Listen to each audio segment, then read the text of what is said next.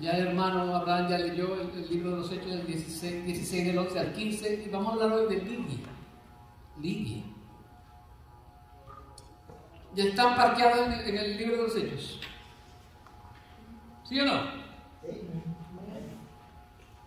Bueno, yo no estaba parqueado, así que denme un ratito.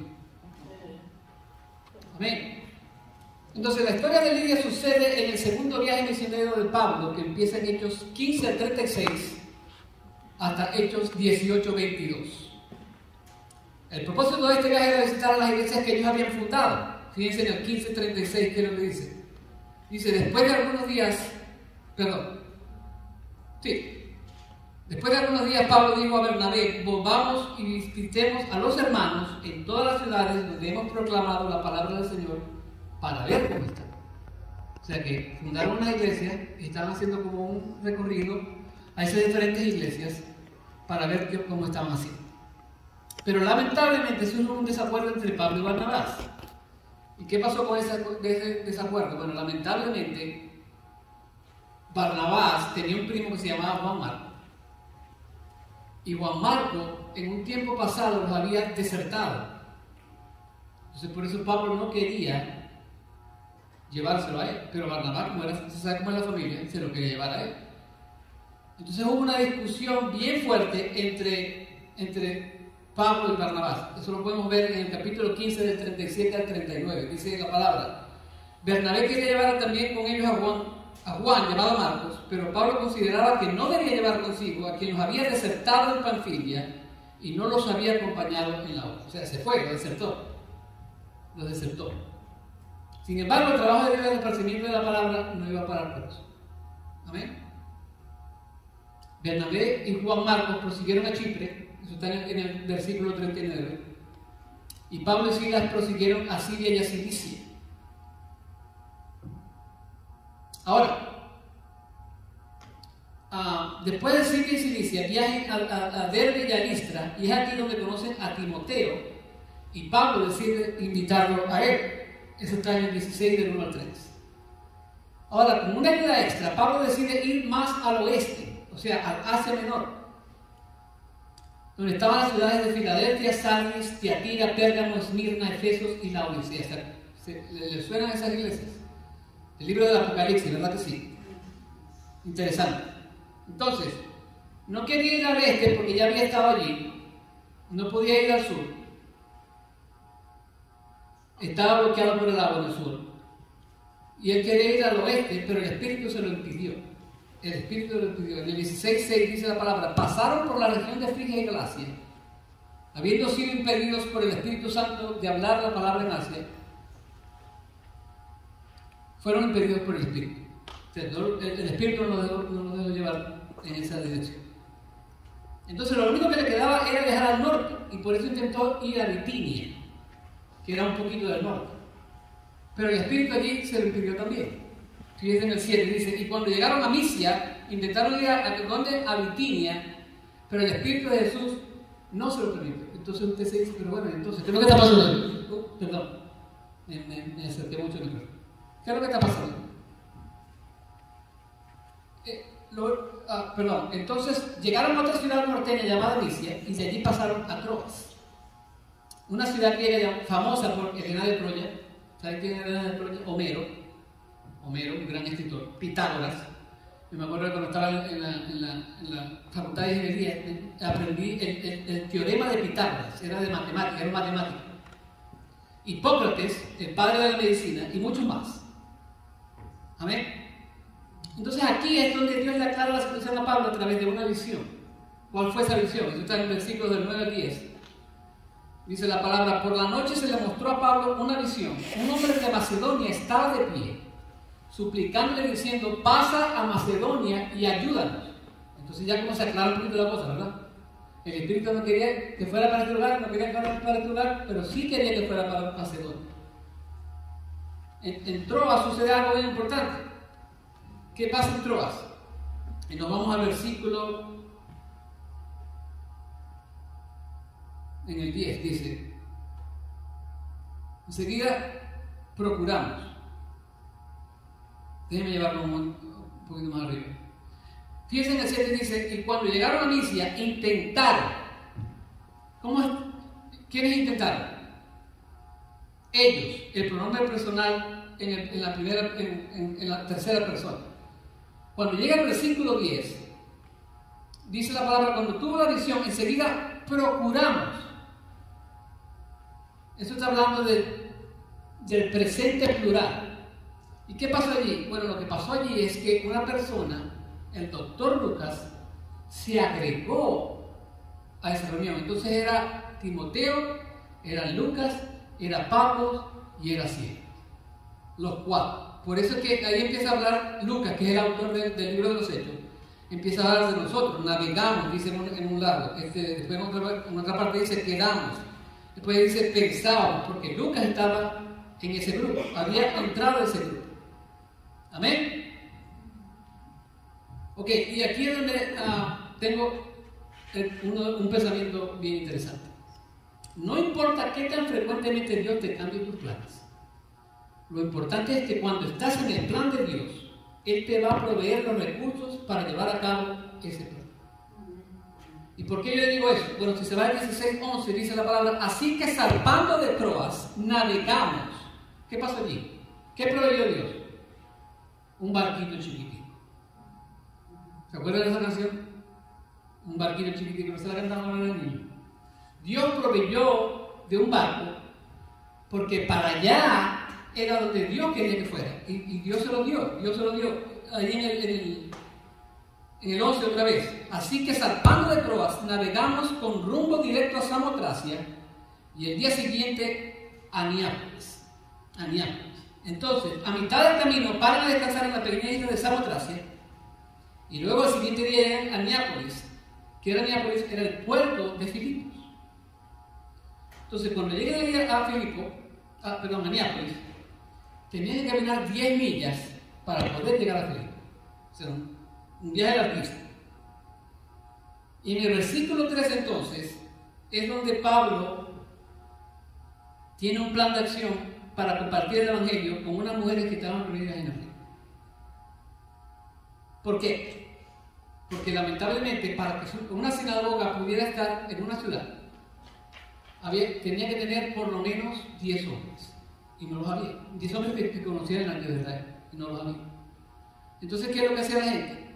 Bueno, las mujeres se reunían y se iban siempre al lado del agua. Muchos estudiosos dicen que era por los ritos del limpiamiento. Y eso era lo que hacía. Entonces Pablo dice, no hay sinagoga aquí, nosotros suponemos que hay un lugar de oración y vamos a pasar por ahí. Y adivinen quién estaba en ese lugar de oración. Lidia. Estaba Lidia. ¿Quién era Lidia? Bueno, empezamos a hablar en el 11, en el 13, perdón.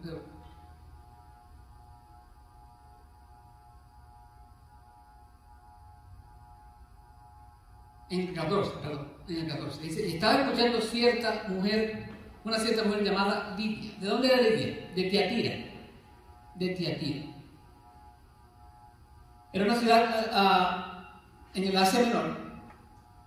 O sea que la pudiéramos llamar, Lidia era de una zona que la llamaban Lidia. O sea que era Lidia de Lidia. Entonces yo le puse aquí inventando, porque nosotros los maravillosos somos inventores. Lidia la lidianense. Ahora, Tiatira era famosa por sus tintes morados. Homero, el escritor, dice, el arte de las mujeres de Tiatira es el arte de teñir con el color púrpura. Entonces no es sorprendente que Lidia trabajaba en eso, en vender telas de color púrpura. Ahora, ¿qué eran las telas de color púrpura? Eran caras. ¿Por qué eran caras? Porque era el color que utilizaban los reyes. Amén. Qué casualidad que ella estaba a punto de conocer al Rey de Reyes y Señor de Señores. Casualidad, ¿verdad? ¿Será casualidad? O de pronto Dios lo conoce. No se menciona a un esposo, por tanto pudiéramos asumir que o que era soltera o que era viuda,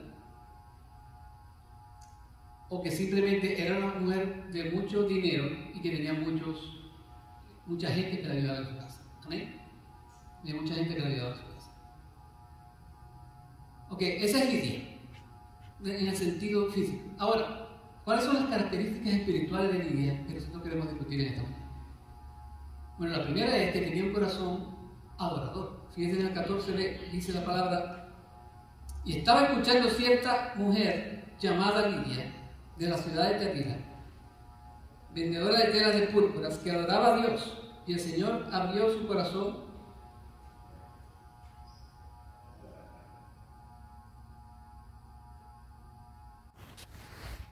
Perdón, amados, se me olvidó grabar. Disculpe, vayamos otra vez al 14. Y estaba escuchando cierta mujer llamada Lidia, de la ciudad de Tiatira, vendedora de telas de púrpura, que adoraba a Dios. Que adoraba a Dios. Esto no significa que Lidia ya se había convertido en el Señor. No, en lo absoluto. Pero sí significa que Lidia se había convertido de un sistema griego politeísta al Dios de Israel. Ya ella no adoraba a muchos dioses, ya adoraba a un solo Dios. Pero ella no había llegado todavía a conocer a Jesucristo.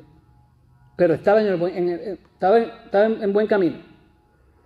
Ella se convirtió en lo que llaman una persona temerosa de Dios. Y una persona temerosa de Dios es un gentil, porque ella era gentil, ella no era judía, que se convierte al Dios de Israel. Esa es una persona temerosa de Dios, pero todavía no conoce al Señor, porque acuérdense lo que dice Pablo en Romanos 3:11, no hay quien busque a Dios.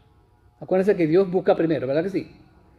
Entonces Dios la había traído hacia él y ella simplemente empezó su camino hacia Dios y fue introducida al judaísmo. ¿Qué nos dice Juan 6:44? Dice la palabra: nadie puede venir a mí si no lo trae el Padre que me envió, y yo lo resucitaré en el día final. Y esto es un principio que observamos en el libro de los Hechos, no solo con Lidia, sino también con el eunuco en el capítulo 8 y con Cornelio en el capítulo 10. Fíjense en Hechos del 10, capítulo 10 del 1 al 2 dice la palabra. Lucas nos dice: un ángel del Señor habló a Felipe diciendo: levántate y ve hacia el sur, al camino que desciende de Jerusalén a Gaza. Él se levantó y fue, y aquí había un eunuco etíope, alto oficial de Candace, reina de los etíopes, el cual estaba encargado de todos sus tesoros y había venido a Jerusalén para adorar. ¿Qué pasa con el eunuco después? Se consigue con Felipe y Felipe le predica el evangelio, pero ya estaba en buen camino porque estaba leyendo el Antiguo Testamento, ¿sí o no? Y estaba en el libro de Isaías, por cierto. Ahora, eso estaba en Hechos 8 del 26 al 27. En Hechos 10 del 1 al 2 está la historia de Cornelio. Dice la palabra: había en Cesarea un hombre llamado Cornelio, centurión de la cohorte llamada la italiana, piadoso y temeroso de Dios, con toda su casa, que daba muchas limonas al pueblo judío y oraba continuamente. Era un hombre temeroso de Dios. Amén. Pero Pedro después le tiene que predicar el evangelio para que él llegara a los pies de Jesús. Ahora, Lidia adoraba a Dios con un conocimiento limitado. ¿Por qué? Porque todavía no había conocido a Jesucristo. Todavía no había conocido a Jesucristo.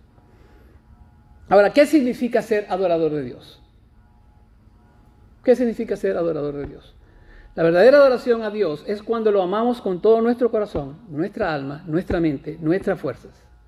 Es cuando valoramos a Dios por encima de todo y lo ponemos en primer lugar en nuestro corazón. Eso es adorar a Dios. Lidia ejemplificó eso al 100%. ¿Por qué? ¿Por qué? Porque ella eligió estar en una reunión de oración que estar haciendo dinero en su negocio, que lo pudo haber hecho, pero no lo hizo. Decidió estar orando con esas damas judías a la orilla del río. Amén. Ahora me voy a poner un poquito poemático aquí. Esto lo escuché de alguien en la internet y yo medio lo cambié a mi gusto. Imagínese que usted es una de las personas que está escuchando a Pablo a la orilla del río. Imagínenselo. Solamente imagínenselo. Imagínense que el murmullo del río es el único himno que se canta. Que el cielo es una catedral abierta y toda la tierra es el centro de la adoración. Imagínense que está escuchando a Pablo hablar acerca de Jesús y explicando cómo Jesús vino a buscar y a salvar lo que se había perdido. Y cómo nosotros somos aquellos a quienes Él vino a salvar. Imagínense cómo la voz de Pablo se quebranta cuando lo escucha relatar lo concerniente a la muerte, sepultura y resurrección de nuestro Señor. El río canta de la salvación de Jesús. El cielo habla de su creación y el mundo espera ansiosamente nuestra respuesta al llamado de Dios. Increíble. Amén. ¿Por qué Lidia tenía un corazón receptivo? Bueno, porque Dios abrió su corazón. Eso está allí en el 14 todavía, la tercera parte del 14. Dice, y el Señor abrió su corazón, ¿para qué? ¿Cuál era el propósito? Para que recibiera lo que Pablo decía. Para que recibiera lo que Pablo decía. No era suficiente ser una adoradora de Dios de los judíos. Ella debía ser transformada por el Evangelio de Jesucristo. Amén. Otro escritor escribe lo siguiente: cuando el corazón se abre así a Cristo, el oído se abre a su palabra, los labios se abren en oración, la mano se abre en caridad y los pasos se ensanchan en toda clase de obediencia al Evangelio. Lidia cuadró eso perfectamente. Eso es lo que hizo Lidia perfectamente. Dios está en el negocio de abrir los corazones. A menos que Dios abra los corazones de las personas, esos corazones van a estar endurecidos y van a ser incapaces de recibir la palabra de Dios. Por eso cuando nosotros oramos, yo voy a cambiar mi oración, porque estaba orando mal. Lo que debemos orar es: Señor, abre el corazón de tal persona para que pueda recibir tu palabra.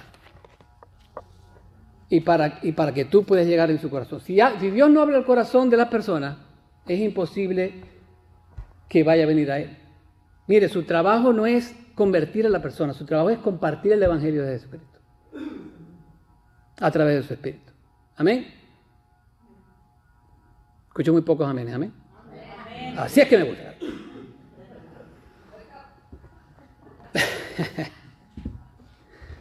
Amén, amén, amén. Ok. Ahora, ¿tenía un corazón adorador? ¿Tenía un corazón receptivo? Tenía un corazón evangelizador. En el 15 dice, y cuando ella y su familia se bautizaron, nos rogó diciendo, cuando ella y su familia, mire, aquí hay dos tipos de interpretación. Bueno, pueden haber más. La primera es que Lidia y su familia se bautizaron inmediatamente, después de la predicación de Pablo. Tiene sentido, ¿verdad? Pero eso no es lo que yo creo.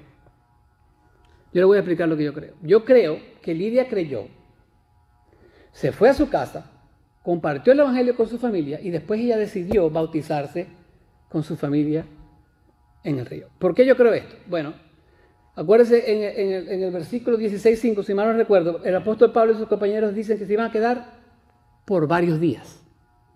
O sea, no se quedaron un solo día nada más, por varios días. Y por lo tanto era posible que su familia creyó y se bautizó después con ella. Lo otro que me lleva a esta conclusión es que Pablo, cuando habló de la reunión, habló de una reunión de mujeres. No menciona a los hombres.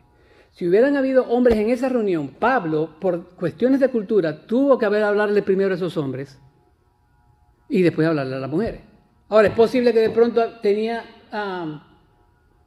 familiares mujeres que estaban en esa reunión. Es posible, pero lo que yo veo en este contexto es que Lidia creyó, fue a su casa, predicó el Evangelio con su familia y después regresó y Pablo la bautizó a ella y a su familia. Eso es lo que yo creo. Ok, entonces, yo escribí aquí, Lidia hubiera podido tener tanto familiares como criados de ambos sexos. Es posible. Acuérdense que tenía mucho dinero. Por esto y otras razones que les voy a dar al final, es que yo creo que Lidia tenía un verdadero corazón evangelístico. Compartió el evangelio con todos aquellos que vivían en su hogar y todos aquellos que Dios ponía en su camino. Amén. Amén. Ok. Ahora, tenía un corazón adorador, tenía un corazón receptivo, tenía un corazón evangelizador y tenía un corazón hospitalario. Y aquí es donde se pone la cosa buena. Aquí es donde se pone la cosa buena, porque dice en el 15, en la última parte del 15, dice la palabra, si juzgáis que soy fiel al Señor, o sea, Pablo, si tú crees que yo me convertí al Señor, le dice, venid a mi casa y quedaos en ella. O sea, venías a mi casa, o sea, que tenía una casa grande, o sea, que tenía dinero la señora. Y después dice, y nos persuadió a ir. O sea, la mujer tenía como que, como le dicen ustedes, no le dicen un guille. ¿Cómo le dicen? Tenía como que un guille. Esta expresión nos persuadió implica que originalmente Pablo y sus compañeros no se querían quedar en casa de Lidia porque no querían darle la idea errónea de que el evangelio era pago. O sea, como que, sí, me voy a quedar en tu casa porque ya te convertiste, porque te di el evangelio. No, Pablo no quería eso. Y el ejemplo de eso está en 1 Corintios 9:18. Dice la palabra, ¿cuál es entonces mi recompensa? Que al predicar el evangelio puedo ofrecerlo gratuitamente sin hacer pleno uso de mi derecho en el evangelio. Pablo decía, yo tengo el derecho de que me den mi ayuda, mi regalo, algo monetario, una ofrenda de amor. Pero Pablo dice, no, yo voy a hacer casas, voy a hacer tiendas, porque yo no quiero que la gente piense que yo estoy cobrando por el evangelio. Entonces, Lidia quería servirles a ellos lo mejor que ella pudiera. Y eso es parte del fruto que el Espíritu Santo le dio a Lidia. Lidia había creído. ¿Se acuerdan de Zaqueo que quería dar todo? Bueno, Lidia quería dar aquí su casa. Porque soñó el Señor, no solo tocó su corazón, abrió su corazón. Miren esa palabra, abrir allí. Yo no sé, bueno, si usted ha tenido un hijo que estaba haciendo malas cosas y de pronto usted abre la puerta, ¡pah! Nosotros decimos, abrió la puerta de par en par. Eso es lo que significa la palabra abrir en el original griego. O sea que Dios, cuando lo quiere salvar a usted, le va a abrir su corazón de par en par. Amén. Porque para Él nada es imposible. El corazón más duro, Dios lo puede abrir. Acuérdate, usted no abre el corazón de la gente, ni yo tampoco. Dios abre el corazón de la gente. Entonces, ¿cómo no va a querer Lidia tener a esta gente en su casa? Imagínese tener a Pablo, a Silas, a Timoteo y al doctor Lucas en su casa solitos allí. Ojalá yo pudiera tener esa oportunidad. Imagínese usted esa visita. No le harían preguntas sobre las Escrituras, yo le haría un montón de preguntas. Mira, Lucas, ¿qué es lo que quisiste decir cuando bautizaste a Lidia? ¿Estaba Lidia sola? ¿Cómo era eso? Yo solo quiero preguntar. Yo les di mi interpretación y creo que es bien sólida. Pero yo se lo preguntaría a Lucas. Lucas, y esto es otra cosa que viene, si usted se pone a estudiar el pasaje, cuando a Pablo y a Silas los envían a la cárcel, él dice, Pablo y Silas fueron encarcelados. ¿En dónde estaba él y Silas?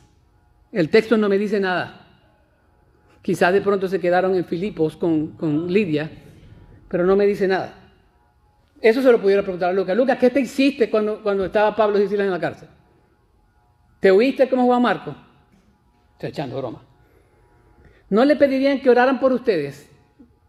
A Pablo, a Silas, a Timoteo y al doctor Lucas. Imagínense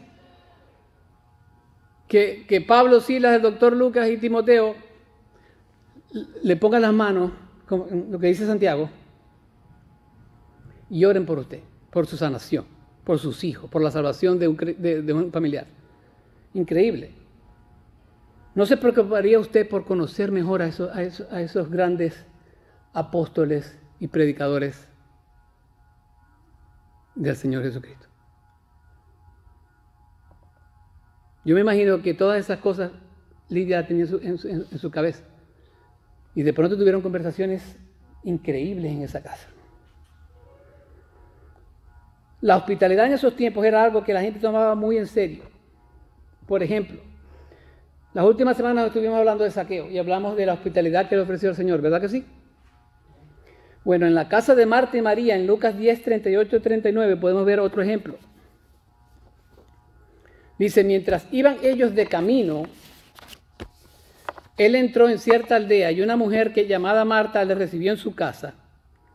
Y ella tenía una hermana que se llamaba María, que se sentaba a los pies del Señor, escuchaba su palabra. Y el otro ejemplo es en Lucas 24, 29. ¿Se acuerdan de los que estaban caminando en el camino de Emaús? Dice aquí la palabra, quédate con nosotros, hablando los hermanos en Emaús, hablándole al Señor, porque está atardeciendo y el día ya ha declinado. Y entró Jesús a quedarse con ellos. Y hay muchos ejemplos más. Hay muchos ejemplos más de hospitalidad, pero la hospitalidad era algo bien serio. Algo bien serio. Ok. Bueno, hermano, que me emocioné un poquito ahí. Eso es lo que llamamos nosotros. Ahora sí voy a empezar a predicar. Cuando yo me emociono mucho, ahí les estoy predicando. Si no me emociono mucho, les estoy enseñando. Si me emociono mucho, les estoy predicando. Amén. Y no le estoy predicando, como dicen los gringos, to you. Estoy predicando with you, contigo. Amén. Entonces, Rosario Butterfield era una profesora titular de inglés que era lesbiana y una activista del movimiento LGTB. Y ella tuvo un encuentro con el Evangelio, pero sabe que no fue en una iglesia, sino en la casa de un pastor y su esposa. Ellos la invitaron a su hogar, se hicieron amigos, la ayudaron a responder las preguntas difíciles de la vida, compartieron la palabra con ella y finalmente ella vino a los pies de Jesucristo. Rosario se convirtió en una gran escritora cristiana y escribió un libro que lo llamó El Evangelio viene con la llave de una casa. Y simplemente ese libro tenía que ver con el arte perdido de la hospitalidad. En la actualidad, el hogar de Rosario y su esposo, no esposa, su esposo, es la base central de su ministerio evangelístico. En el frente de su casa tienen una mesa con colores muy llamativos con la finalidad de atraer a la gente y que todo el mundo conozca el vecindario donde Rosario y su esposo viven. Ahora, usted puede ver la importancia de lo que es la hospitalidad. Mire, yo tengo que crecer mucho en eso, porque yo, no es que no sea hospitalario, pero no he tenido la oportunidad de ser hospitalario. Bueno, con mis hermanas, pero eso no cuenta. Tiene que ser alguien que usted conozca muy poco, bueno, digo yo, para que cuente. Entonces, ¿se imagina lo importante que debe ser eso? Que debemos ser hospitalarios. ¿Se imagina el impacto que usted pudiera causar al practicar la hospitalidad de la cual nos habla la Biblia? Así como el pastor y su esposa tuvieron sobre esta mujer. El apóstol Pedro nos dice en 1 de Pedro 4:9, sed hospitalarios los unos para con los otros, sin murmuraciones. O sea que si alguien se va a quedar en tu casa, no le esté diciendo al otro, mira que come mucho. No, mira que se levanta a las 3 y a las 6 de la mañana para ir al baño y eso me molesta mucho. Y me gasta el agua.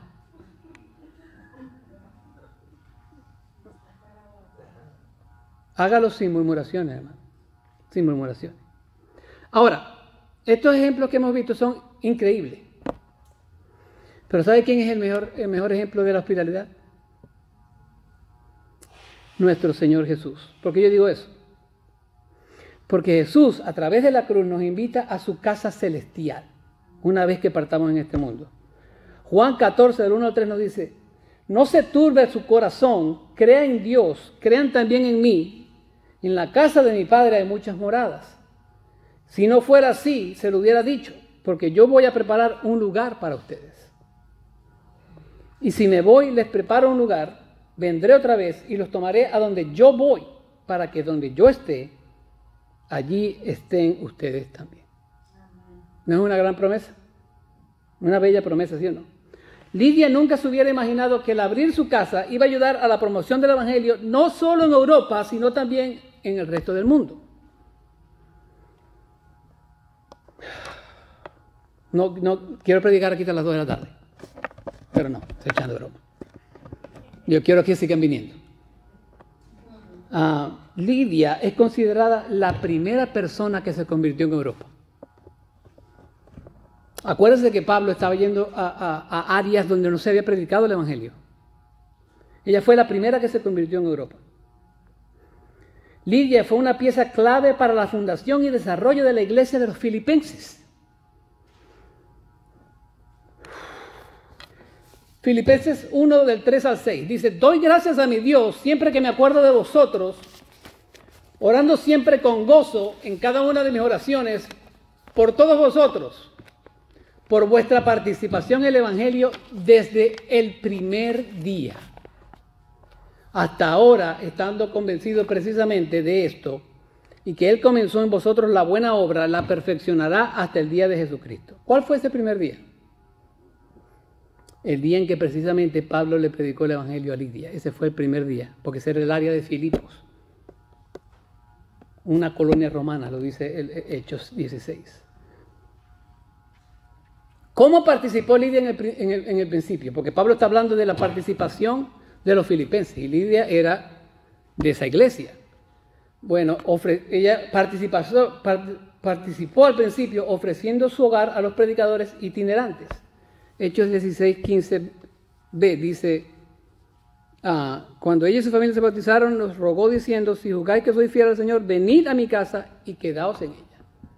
¿Y se quedaron? Claro que sí, sí se quedaron. Un tiempo después, Pablo y Silas son lanzados a la cárcel. ¿Y a dónde cree que se fueron cuando los soltaron?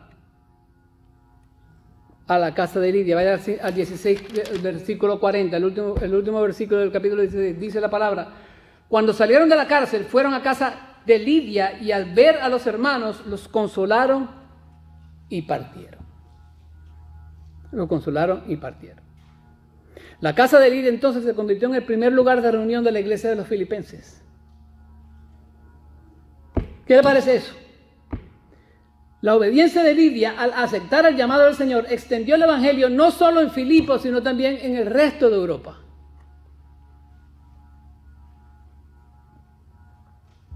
¿Qué estamos haciendo para extender el reino de Dios en el resto del mundo? ¿Necesitamos equiparnos más para ver si para hacer un mejor trabajo para Él? Puede ser. ¿Necesitamos obrar corporativa o privadamente? Yo creo que las dos. Corporativamente, porque podemos unirnos al esfuerzo de nuestra iglesia cuando quiere hacer programas evangelísticos. Y privadamente, así como lo hizo esta señora de la que les hablé, Rosario, que ofrezca su casa para que la gente no se sienta tan intimidada por la estructura de una iglesia, por decirlo así. Y la gente pueda venir con calma, a su tiempo, a su ritmo, y eventualmente el Señor va a traer a esa persona a los pies del Señor, a sus pies. Mire, cuando yo estaba en la escuela, hubo un predicador que predicó un determinado mensaje. Y él decía, yo tuve un hermano en la iglesia que me decía: pastor, tengo un amigo que le hablo de la palabra y él no quiere saber nada absolutamente de Dios. Yo, tranquilo, yo me reúno con él, pero pastor, él no quiere hablar de Dios. No te preocupes. Y el pastor se reunió con esa persona y empezaron a hablar de cualquier cosa menos de Dios. ¿Qué usted cree que pasó? A medida que pasó el tiempo, esta persona empezó a agarrar confianza con ese pastor. Y el pastor poquito a poco le fue dando la palabra hasta que finalmente esa persona vino a los pies del Señor. No se apure en convertir a la gente, porque acuérdense, ese no es su trabajo. Ese es el trabajo de Dios. Apúrese en compartir el Evangelio. Pero usted no convierta a nadie. Usted no convierta a nadie. El Señor puede hacer grandes cosas, pero nos guste o no, frecuentemente Él usa instrumentos humanos para hacer su obra. Él puede hacer lo que Él quiera solo, pero Él nos quiere usar a usted y a mí para hacer su obra. Él le dijo a Josué, esfuérzate y sé valiente. Él no le dijo, quédate parado sin hacer nada. Él le dijo en Josué 1:9, sé fuerte y sé valiente, no temas ni te acobardes, porque el Señor tu Dios estará contigo donde quiera que vayas. Si el Señor te ha dado una asignación, haz todo lo humanamente posible para hacerlo con excelencia, pero nunca te olvides que tu fuerza proviene de Dios y que Él siempre va a estar contigo. Esfuérzate y sé valiente, pero esa fuerza proviene de Dios y Él siempre va a estar contigo.